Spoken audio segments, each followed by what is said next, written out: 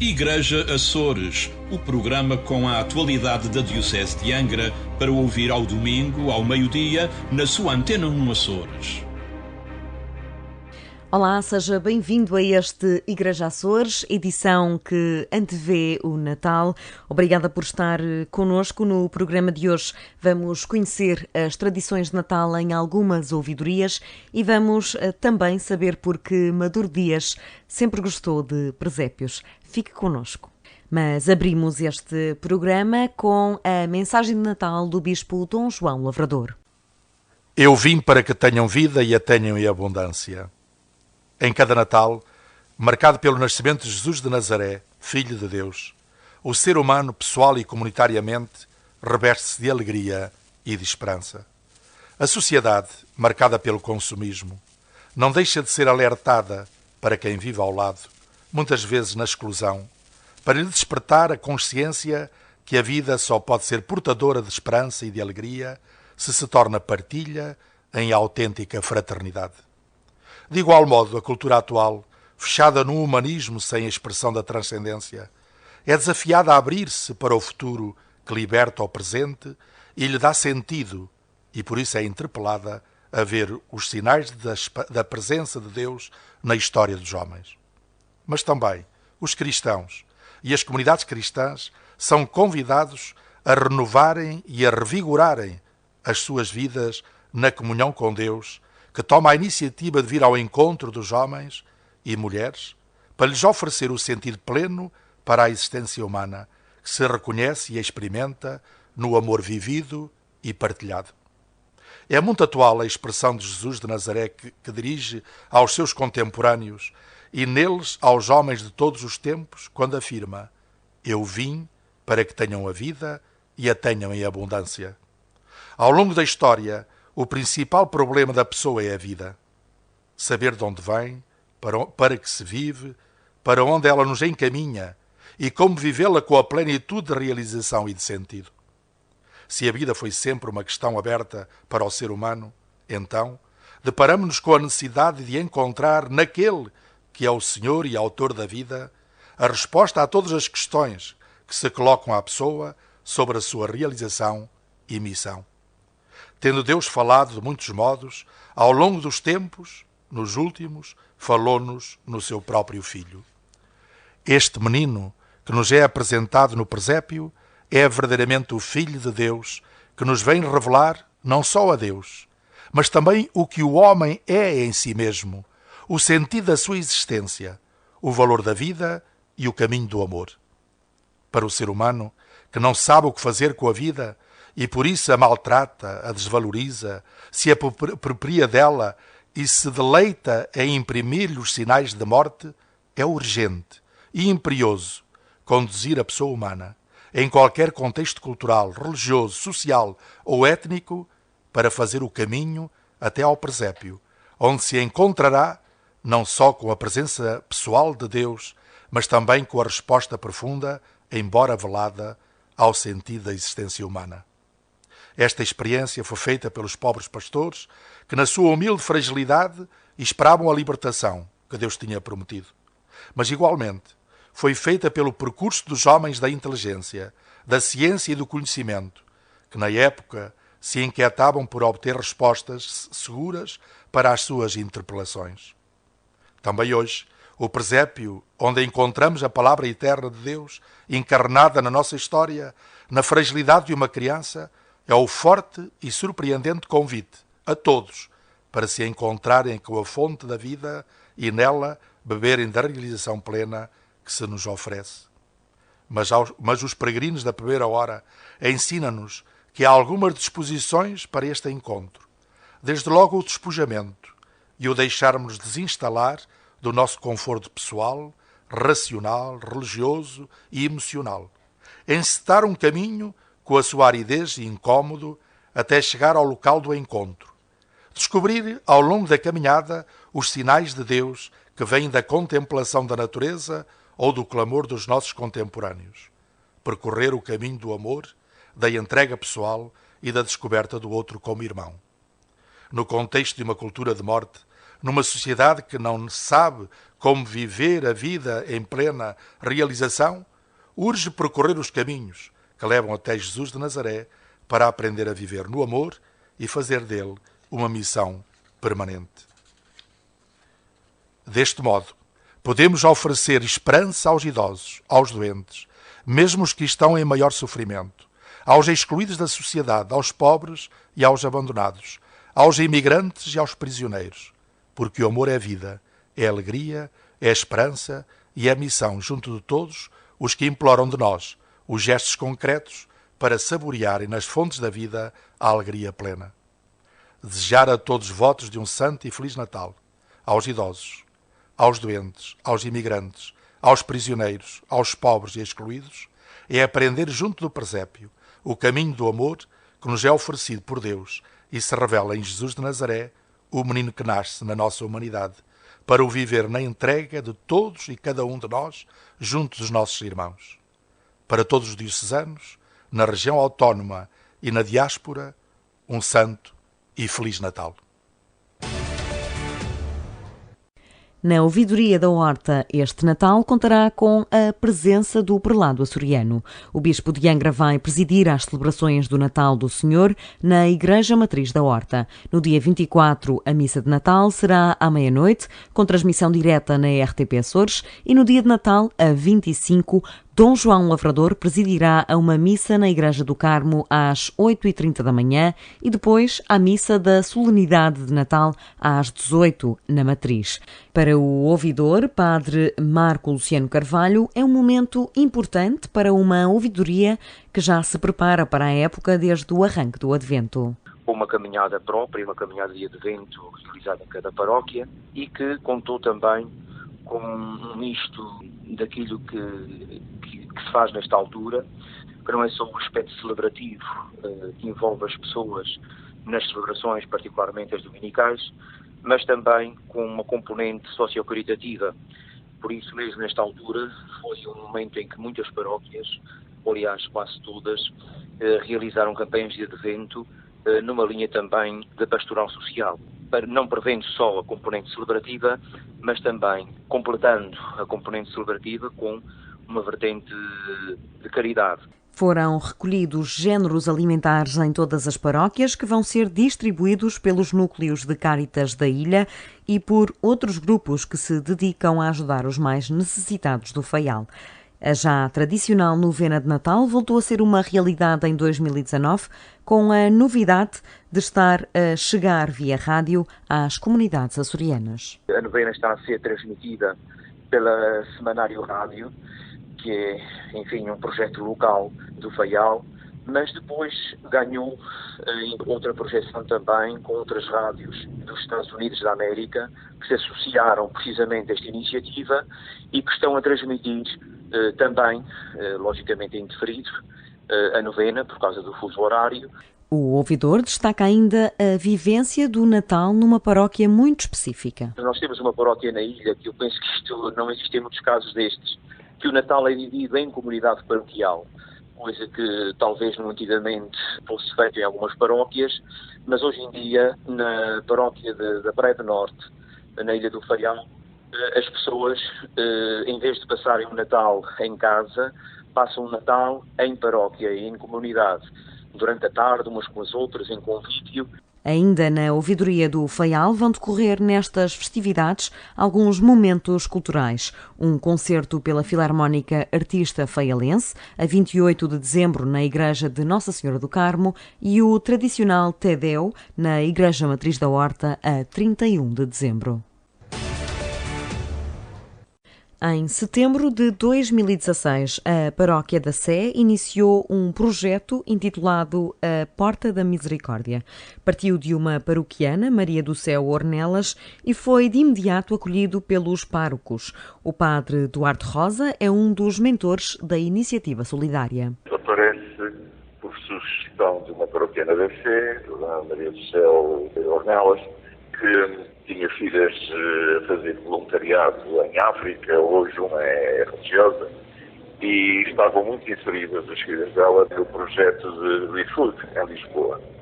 Reúnem-se voluntários, fala-se com restaurantes, com outros estabelecimentos, contato da Junta de Freguesia que nos referenciou várias pessoas, estabelecemos contatos com a Confederação Operária, com o seu presidente, o Dr. Nelson Lourenço, para haver uma certa cooperação na recolha também de alimentos no meu super, partilhando com a instituição que eu presido, mais concretamente o Novo Rumo, o antigo Abrigo. Neste projeto há diversas formas de fazer voluntariado. Os voluntários a percorrer os restaurantes, que colaboram connosco, obviamente. Há pessoas que colaboram confeccionando, oferecendo víveres, portanto, outras confeccionam alimentos. E depois, no sábado, há uma outra equipa que processa, que faz a divisão. Neste momento estamos a apoiar 30 famílias. Deu-se preferência de início à paróquia da Sé. Agora já tem uma outra pessoa por fora, mas é verdade que temos sempre que estar muito... enfim, dadas as limitações, não podemos alargar muito mais. Não podemos ir, infelizmente, à cidade inteira, talvez um dia. Para os idosos ou pessoas com dificuldade de locomoção, o projeto vai levar as refeições a casa. Trabalha ininterruptamente e, por isso, é preciso uma grande carteira de voluntários. Neste momento, nós estamos com alguma crise de voluntários, porque isto é assim, é muito bonito no primeiro dia, na segunda semana, as máquinas a fartar. Quando há uma exigência continuada, enfim, as pessoas começam a escusar-se, tal como são com muitos voluntários, mas na primeira semana vão com muita alegria, na segunda e depois vão esmorecendo, porque realmente o voluntariado exige uma presença continuada e aqueles que realmente se doaram são os que continuam, os outros vão desaparecendo. E agora estamos realmente a precisar de voluntários. Quando o projeto arrancou, contava com 30 voluntários e atualmente são cerca de metade. A Porta da Misericórdia é um projeto solidário que acaba também por ter uma vertente ecológica de combate ao desperdício. Os jovens de São Miguel assinalam juntos o Natal neste domingo, 22 de dezembro, na paróquia da Ponta Garça, em Vila Franca do Campo. A iniciativa terá lugar às 18 horas e começa com um encontro na igreja que tem como tema A Salvação Chega à Nossa Casa, adianta o padre Norberto Brum, diretor do Serviço Diocesano da Pastoral Juvenil. Habitualmente tem sido uma Eucaristia, na qual há várias dinâmicas, por vezes já determinadas campanhas dirigidas a crianças, a sem-abrigo, a famílias mais carenciadas, a doentes, a bebés. Este ano a celebração é dirigida a nós próprios e não será uma Eucaristia. Será uma celebração realmente da presença de Deus no nosso coração e na nossa vida, através de bater à nossa porta. Eu preciso ficar na tua casa. E então a celebração, que não será uma Eucaristia, será uma celebração de presença, uma celebração de continuidade deste Deus a nós, quer ao fim e ao cabo abrir o nosso coração, a predispor-nos para este encontro, que quer seja pessoal, mas também comunitário, um encontro com cada um e de todos com o próprio Deus, o menino do presépio que vem. Uma celebração onde o bater à porta tem um simbolismo acrescido. O grande final será o bater à porta e vamos usar diversos bater à porta, podemos dizer assim, na nossa igreja. Batemos à porta os amigos e abrimos a porta aos amigos. Batem-nos à porta, às vezes, os pobres e abrimos as portas aos pobres. Batem-nos às portas os irmãos romeiros para serem guardados do frio da noite. Nós abrimos a porta aos romeiros. Abrimos as portas aos símbolos do Espírito Santo, para os adereços da nossa casa. Abrimos as portas do Convento da Esperança para acolher e receber a imagem do Santo Cristo. Abrimos as portas aos oratórios da Sagrada Família. Portanto, é uma série de portas que se vão abrindo das nossas casas ao longo do ano, que vão servir de pão de fundo, podemos dizer assim.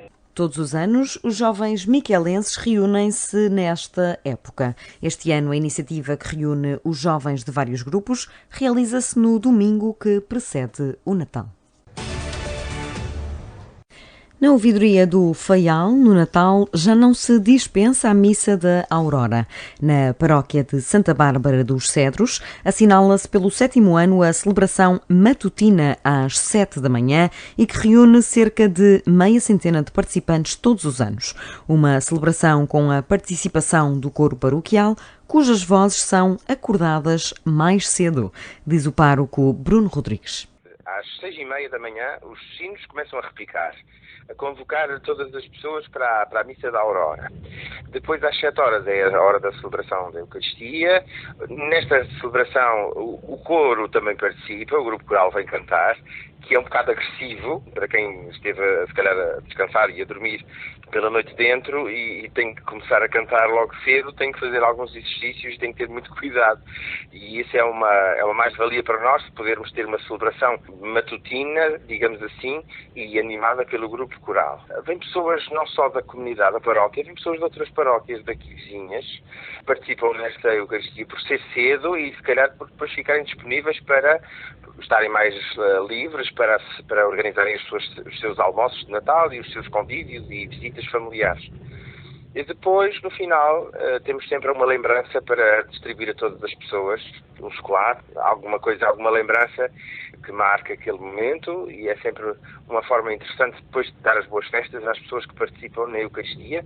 Depois da celebração, alguns dos participantes juntam-se para irem tomar um pequeno almoço conjunto.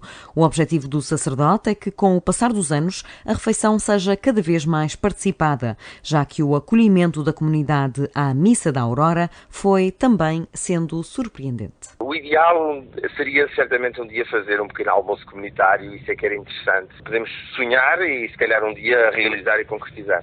Eu penso que a Missa da Aurora, quando nós a projetámos e foi um desafio que surgiu aqui nesta comunidade, eu pensei, eu acho que não vai ter muito sucesso. Mas o facto é que já passaram, este é o 7º ano que vamos celebrar a Missa da Aurora e já há pessoas a perguntar. E penso que este ano ainda virão outras pessoas de outras comunidades ainda mais longe que querem participar na Missa da Aurora. Penso que elas já ganham alguma fama. Na ouvidoria de Angra há também uma celebração com um horário alternativo. É a Missa do Galito, acontece no lugar de São Carlos, foi instituída pelo antigo pároco cônego Adriano Borges e continuada pelo atual cônego Ângelo Valadão. É uma missa que mexe, de alguma forma, com toda a comunidade. Nela estão envolvidas, sobretudo, os catequistas, as crianças e os adolescentes, e familiares, e também o grupo de escuteiros. Portanto, ela já está a ser programada no sentido de ensaios de cânticos, que vão ser tanto animados pelos escuteiros, e depois as crianças e os adolescentes da catequese, ajudados pelos catequistas, fazem uma encenação do Natal durante a missa com um presépio vivo, e acho que tem muito acolhimento porque as pessoas nestes anos têm participado muito. Portanto, a igreja fica praticamente cheia. A Missa do Galito acontece na véspera de Natal, dia 24 de dezembro, pelas 18h30. Na Ouvidoria das Flores, o Natal vai ser vivido de forma tradicional. A família é a prioridade e, como tal, as celebrações não têm uma participação muito expressiva, garante o ouvidor Padre Eurico Caetano. A noite de Natal é muito marcada pela convivência familiar, por isso as celebrações da noite de Natal nem sempre são muito participadas. São participadas com um número considerável, mas não com aquilo que nós gostaríamos que fosse, exatamente por estarem em jantares de Natal. Mas as celebrações serão sempre à meia-noite, são 4 celebrações de Missa do Galo, na Fajanzinha, nas Lajes, Santa Cruz e Ponta Delgada, e depois nos horários habituais de domingo, às 10, 11h15, 11h30, meio-dia, nas outras comunidades no dia de Natal. Também ao Ocidente, as iniciativas de solidariedade social são uma realidade.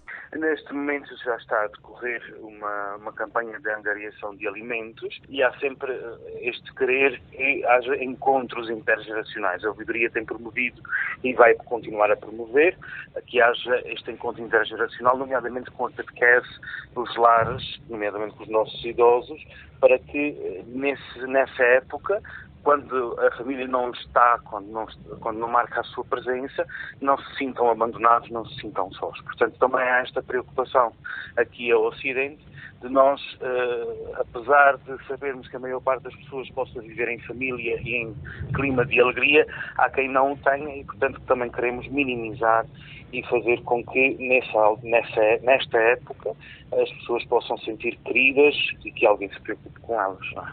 O sacerdote adiantou ainda que um dos momentos mais aguardados no Natal nas Flores é o regresso dos estudantes à ilha. Com a celebração do Natal na noite de Natal, com a missa do Galo, o dia de Natal também, com todas as comunidades a celebrar o nascimento do nosso Salvador. Claro que também marcado muito pelos convívios familiares, os encontros, os regressos à casa dos estudantes, todos aqueles que nesta época querem encontrar e querem viver também a família. Um Natal bastante comum também nesta ouvidoria a Ocidente da Diocese de Angra. E terminamos este Igreja Açores com um texto do historiador Francisco Maduro Dias. Porque gosto de presépios.